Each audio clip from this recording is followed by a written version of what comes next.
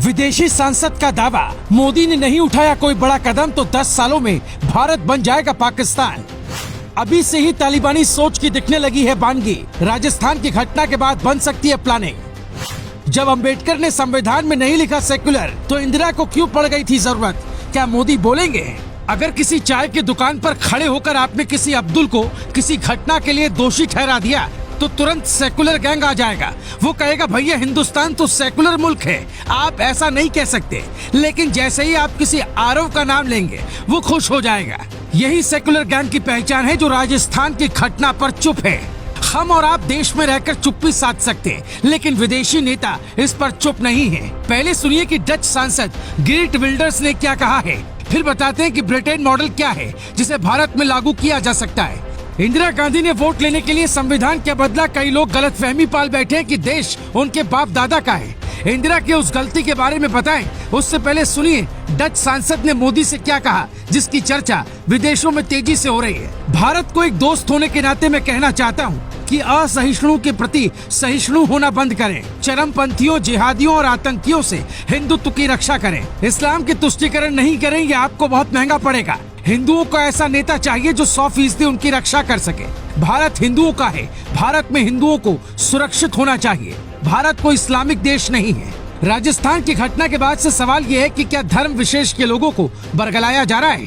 पाकिस्तान में बैठे संगठनों में आकर कुछ लोग देश को दहलाने की साजिश रच रहे हैं। पाकिस्तान में बैठे सैकड़ों आतंकी संगठन इसके लिए युवाओं को बरगला रहे हैं, उन्हें हथियार और पैसा भी दे रहे हैं। आबादी के लिहाज से आप देखें तो पाकिस्तान की आबादी करीब 22 करोड़ है, जबकि भारत में इससे थोड़ी कम ही संख्या मुसलमानों की है। अगले 40 सालों में भारत दुनिया में सबसे ज्यादा मुस्लिम आबादी वाला देश बन जाएगा। ज्यादातर संख्या में जो आतंकी वारदातों में लोग पकड़े जा रहे हैं वो मुस्लिम समुदाय के हैं। इसलिए ये सवाल उठने लगा है कि क्या ISIS और दूसरे विरोधी देशों के लोग यहाँ के लोगों को ही यहाँ के खिलाफ इस्तेमाल कर रहे हैं? अगर ऐसा रहा तो समझिए कि जिस लिहाज से देश में आबादी बढ़ रही है, भारत पाकिस्तान बन जाएगा। साल 1951 में भारत में हिंदू 30 करोड़ और मुसलमान 3.5 करोड़ थे।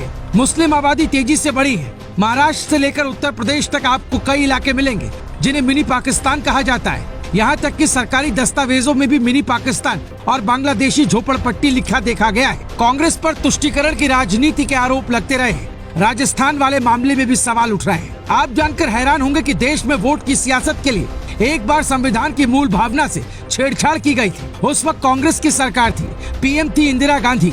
उनको लगा कि भारत के माथे पर पोस्टर लगाना चाहिए कि भारत सभी धर्मों की रक्षा करने वाला देश है। इसलिए संविधान की मूल भावना में एक शब्द जोड़ा गया था जिसे धर्म निरपेक्ष शब्द कहा जाता है। इसका मतलब है भारत किसी एक धर्म का नहीं है, बल्कि सभी धर्मों का भारत में सम्मान है। लेकिन सवाल उठता है, जब धर्म निरपेक्षता शब्द को बाबा साहेब ने नहीं जोड़ा तो इंदिरा ने क्यों जोड़ दिया था? और भारत को इससे क्या फायदा और क्या नुकसान है? इंदिरा गांधी सरकार ने मुसलमानों का वोट लेने के लिए ऐसा किया जिसका विरोध उस वक्त सुप्रीम कोर्ट भी कर रहा था। सुप्रीम कोर्ट के जजों ने ये साफ कहा था कि संविधान के मूल भावना में कोई परिवर्तन नहीं होगा, लेकिन 3 साल बाद ही मूल भावना में ही एक शब्द जोड़ा गया। साल 2017 में मोदी सरकार में मंत्री रहे अनंत कुमार हेगड़े ने संविधान में बदलाव की बात कही तो लगा कि ये हट जाएगा। अगर ये शब्द हटा तो एक तरह से सेकुलर गैंग का हथियार छीन जाएगा। हालांकि इसकी राह में कई कांटे हैं, इसलिए हो सकता है मोदी सरकार ब्रिटेन वाला मॉडल अपनाए। जैसे ब्रिटेन एक ईसाई देश है, लेकिन वहाँ सभी धर्म के लोग रह सकते हैं। ऐसे ही भारत भी हो सकता है हिंदू राष्ट्र बने और सबको रहने की आजादी हो। Bureau report, global Bharat TV।